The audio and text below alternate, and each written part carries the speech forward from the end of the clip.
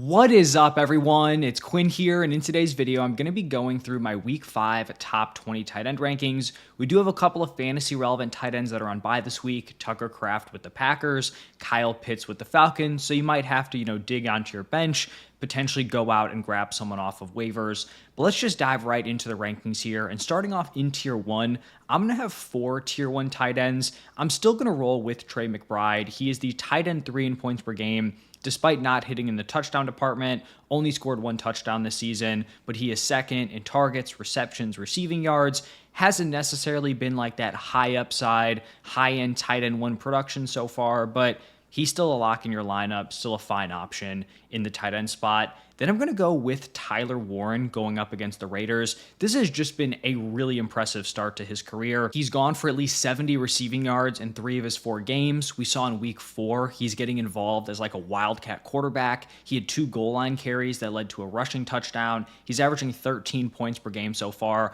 And I do really just want to shout out the Colts. They went out, they spent really strong draft capital on him, and they're really just finding ways to get him involved. He was used super creatively in college. They have now translated that to the NFL. So it's always good when teams go out, they invest in a player and they really just build around them and use them as optimally as possible. So that's great for the Colts. It's great for Tyler Warren. He is my tight end 2 this week. Then I'm going to go with Jake Ferguson going up against the Jets. He is first in targets at the tight end position, and he is first in receptions by over 10 catches or by 10 catches. So in terms of volume, he's just like blowing everyone else out of the water. And he is the tight end 1 in points per game, despite only scoring 1 touchdown. Obviously, CeeDee Lamb going down has really opened some things up for him. He's going to command a lot of volume. Jake Ferguson, tier 1 tight end moving forward.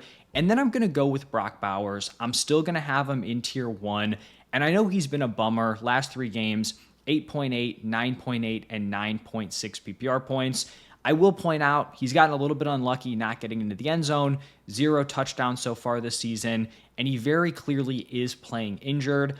I think the reaction's interesting because when you look at a guy like George Kittle, right, who's hurt on IR, you're thinking like, all right, that's a bummer. I got unlucky. Someone like Brock Bowers who's playing through an injury, and I'm not saying like Kittle could play through his, but a guy who's banged up and clearly limited by that, it's like, oh, he's a bust, he's way underperforming. I'm still a full-on believer in the talent of Brock Bowers. I think a healthy Brock Bowers is the clear-cut tight end 1, but at this point, he's still in that knee brace. The production just hasn't quite been there. So I still think he can turn it around this season, but until we see him, look like the guy we saw last year, it's going to be tough for me to rank him any higher than this. Now, moving into tier 2, going to start off this tier with Hunter Henry going up against the Bills. And Hunter Henry, one of my favorite late round tight end options. It's kind of funny because I talked about how I really liked drafting the rookie tight ends like Tyler Warren, Colston Loveland. I did draft more of Loveland, but I'd have like Hunter Henry as that, like veteran presence early on in the season. And so when I drafted these teams with Loveland and Henry, I completely whiffed on Loveland, at least so far. But then Henry has been a really solid, guy who stepped up. Tight end 4 in points per game. He scored in double digits in 3 of the last 4. It's likely going to be a pretty pass-heavy game script against the Bills. They're pretty solid underdogs. So Hunter Henry, nice option this week. Then I'm going to go with Juwan Johnson. Coming off his worst fantasy game of the season, week 4 was the first time he did not hit double-digit PPR points. He's still 3rd in targets at the position. His usage is still very strong. And actually like a potential winnable matchup here against the Giants. Juwan Johnson, still a mid-tier tight end 1 in my eyes. And then I'm going to go with Sam Laporta going up against the Bengals. Now, I know Sam Laporta has been very disappointing. He's only averaging 8.4 points per game, but I do think we have to acknowledge just like the luckiness, the touchdown randomness that's occurred so far. You might look at a guy like Dalton Kincaid, a Dallas Goedert, guys that have gotten into the end zone are going to be averaging more points per game, but you just have to ask yourself, like, in any given week, are those guys more likely to get into the end zone?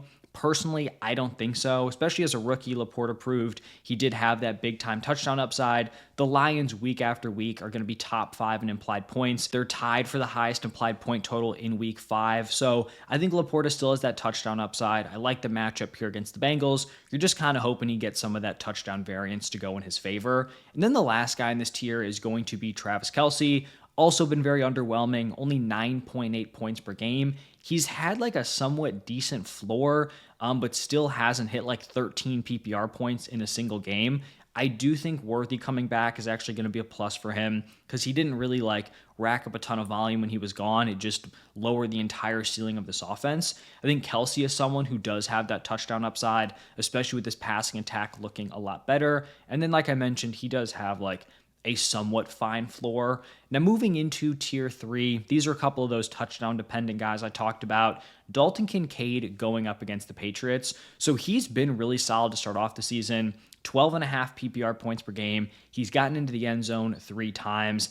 The issue is his usage and overall just like target numbers are not great. His route participation is fluctuating between like 55 and 70%.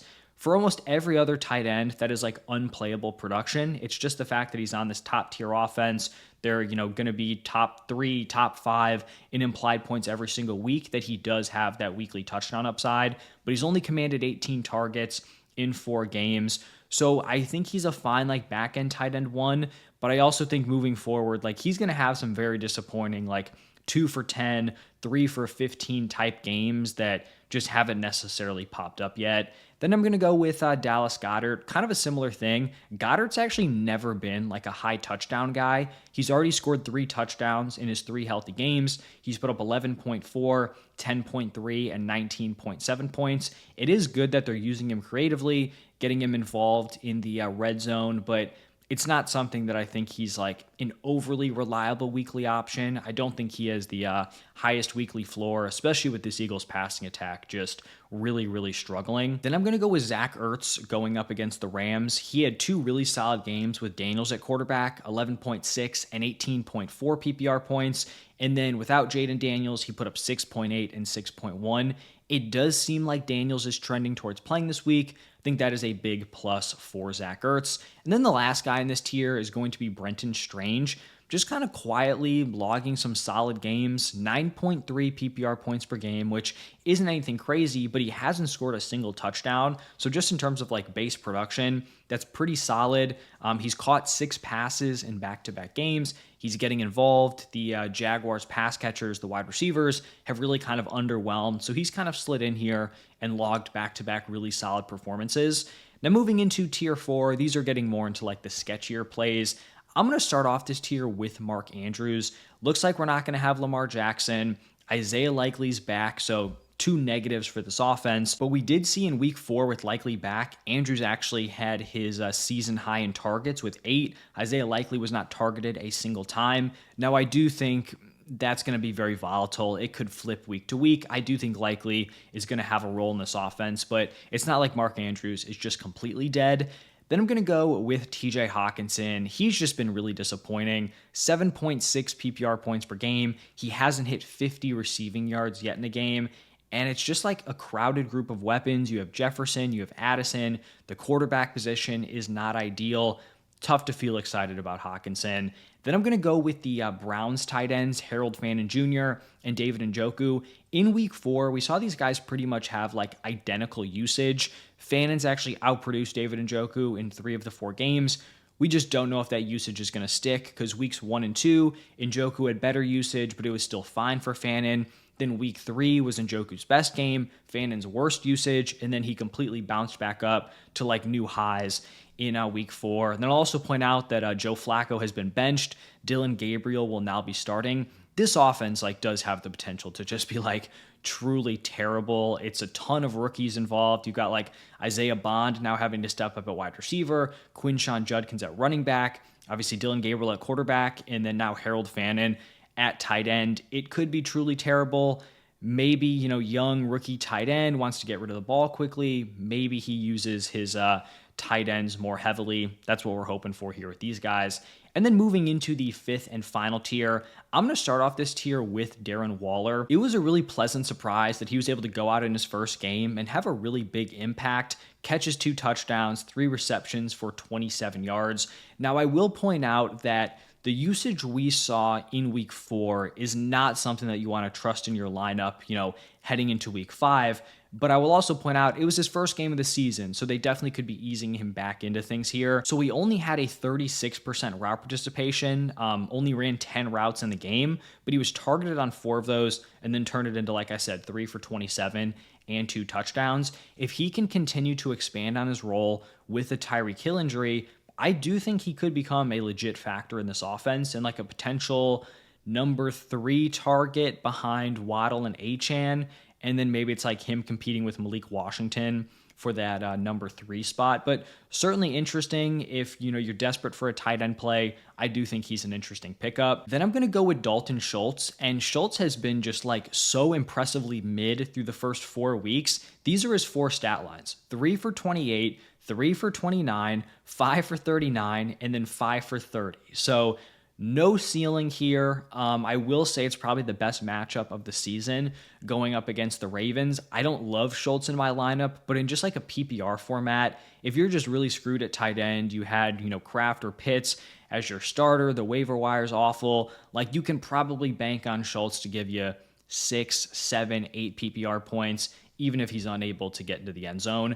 Then a couple more guys here, a couple of younger options. Going to go with Theo Johnson going up against the Saints. He had 3 for 17 with the touchdown in week 4. Malik Neighbors is out. The Giants are going to need someone to step up here. Could potentially be Theo Johnson. And then a rookie in Mason Taylor going up against the Cowboys. Really solid week 4, 77% route participation is very nice usage. 7 targets, 5 receptions for 65 yards. This Cowboys secondary has been brutal. They've been getting killed by pretty much every quarterback they've gone up against. So this could be a big passing day for Justin Fields. Jets are clearly lacking competent weapons. Mason Taylor could definitely be a factor here moving forward.